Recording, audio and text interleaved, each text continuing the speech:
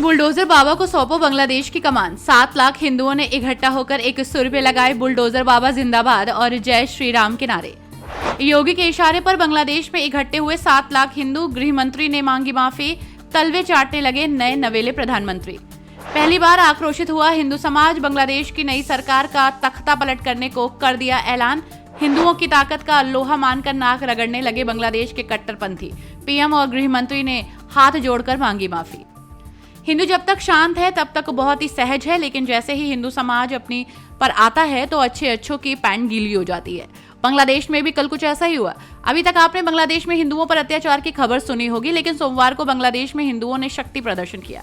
बताया तो ये भी जा रहा है कि बुलडोजर बाबा के आह्वान पर 7 लाख हिंदू चंद घंटों में ही एक स्थान पर एकत्रित हो गए और जय श्री राम के नारे लगाने लगे। हिंदुओं को आक्रोशित इतना जबरदस्त था कि बांग्लादेश की नई सरकार घुटने पर आ गई। नई सरकार के गृह मंत्री ने हाथ जोड़कर और कान पकड़कर माफी मांगी, तो वहीं प्रधानमंत्री भी नाक रगड़ने लगे। पूरी दुनिया उस समय हैरत में पड़ गई जब एकत्रित हुए हिंदू समाज ने जय श्री राम और बुलडोजर बाबा जिंदाबाद के नारे लगाने शुरू कर दिए।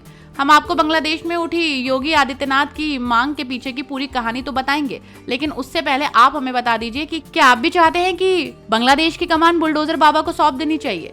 अगर हाँ तो कमेंट बॉक्स में जय श्री राम लिखिए। आपको बता दें कि बांग्लादेश में शेख हसीना सरकार के तख्ता पलट के बाद इस्लामिक कट्टरपंथियों का अत्याचार सह रहे हिंदू अब सड़क पर उतर आए।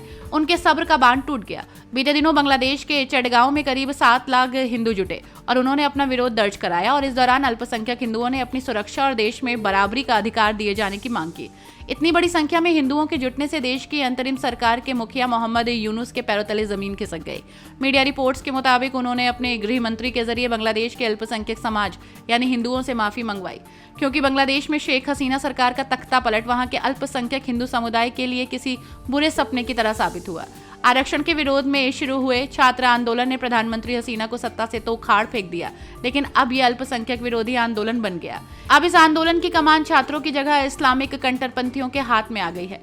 इस्लामिक कट्टरपंथी पूरे देश में अल्पसंख्यक हिंदुओं को निशाना बना रहे हैं, उनके घर जला रहे हैं, उनकी दुकानों को लूट रहे हैं, उनकी निर्मम तरीके से हत्या कर रहे हैं और फिर जश्न मना रहे हैं। जब दुनिया ने ये सब देखा तो हिंदुओं का धैर्य जवाब देने लगा। अभी 2 दिन पहले ही यूपी के मुख्यमंत्री योगी आदित्यनाथ ने कड़े शब्दों में बांग्लादेश की घटनाओं की निंदा की थी और चेतावनी दी थी। योगी का चेतावनी का असर कुछ घंटों में ही बांग्लादेश में दिखाई देने लगा। बांग्लादेश का हिंदू समाज इकट्ठा होकर सड़कों पर उतर आया और अपनी ताकत का लोहा मनवाया। बुलडोजर बाबा का ऐसा जलवा देखकर उनके फैंस फूले नहीं समा रहे हैं। क्या यूपी, क्या इंडिया, बल्कि बांग्लादेश में भी अब बुलडोजर बाबा का डंका बज रहा है। बुलडोजर बाबा को लेकर आपका क्या मानना है? अपनी राय हमें कमेंट बॉक्स में दीजिए। Bureau report TNF today.